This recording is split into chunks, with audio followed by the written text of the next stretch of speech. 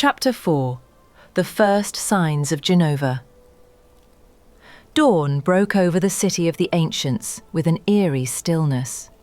The auroras from the North Crater had faintly bled into the sky above Ilthara, colouring the clouds with streaks of green and violet that unsettled even the most steadfast of Cetra. Chaol, Lyra, Thaylen, Myrenne and Veilrin convened in the outer courtyard, the ground beneath their feet crackling faintly as life-stream energy responded to the distant disturbance. "The northern winds carry whispers," Myrenne murmured, her eyes unfocused as she traced invisible patterns in the air. Faint, fragmented, but there is a voice beneath them, a voice older than the oldest stars. Lyra placed a hand on Myrenne's shoulder. "We all heard it. We felt it.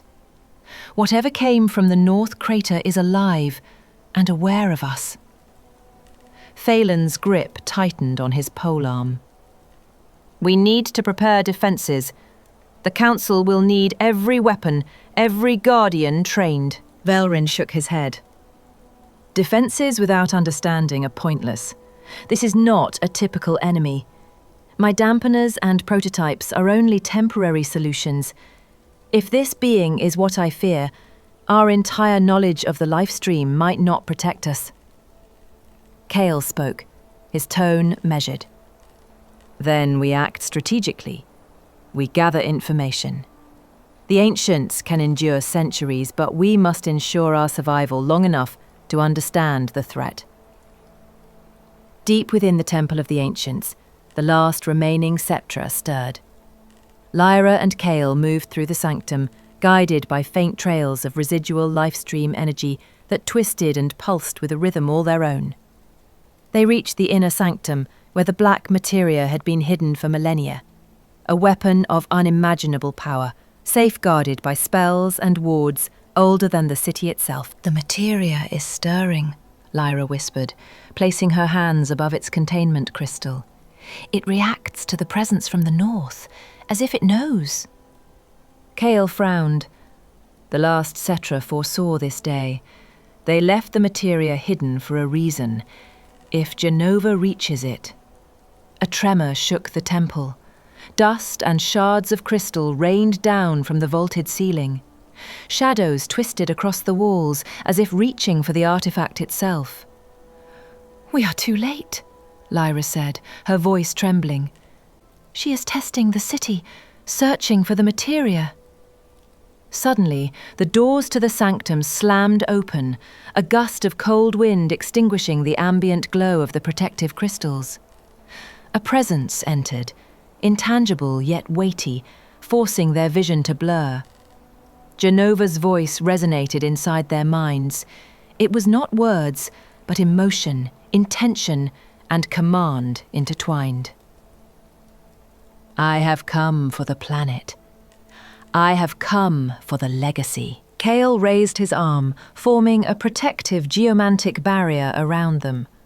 Lyra's aura flared to life, weaving threads of healing and shielding energy into the barrier. The presence pulsed.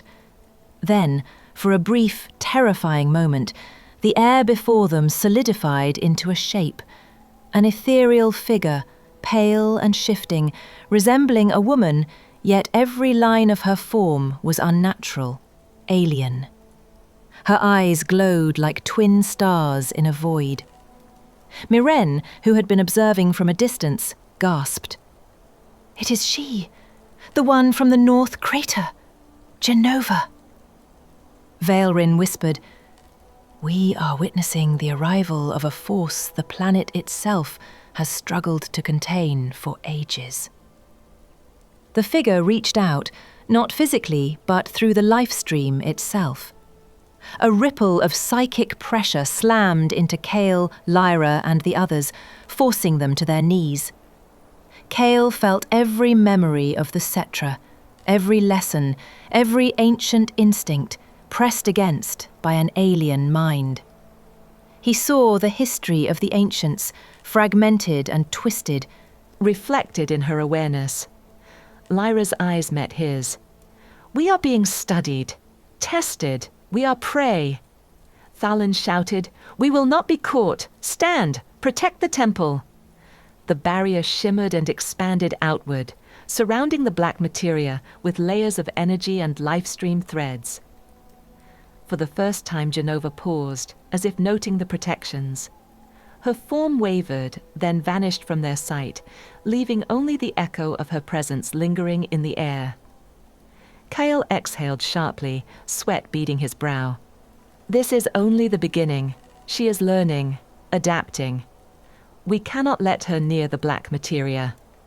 Lyra nodded. "We need to inform the council. All ancients must prepare.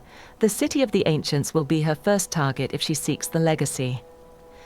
Valrin looked at the containment crystal and murmured, "And the life stream will defend what it can, but even it cannot hold her back indefinitely. This is the dawn of our greatest trial." As they emerged from the temple, the auroras in the sky twisted further, brighter and more vivid, signaling that the North Crater was not done, and that Jenova's arrival would ripple across the world, testing the ancients' resolve in ways none could foresee. The first signs of Jenova were more than a warning. They were the harbinger of an era that would shape the destiny of the planet itself.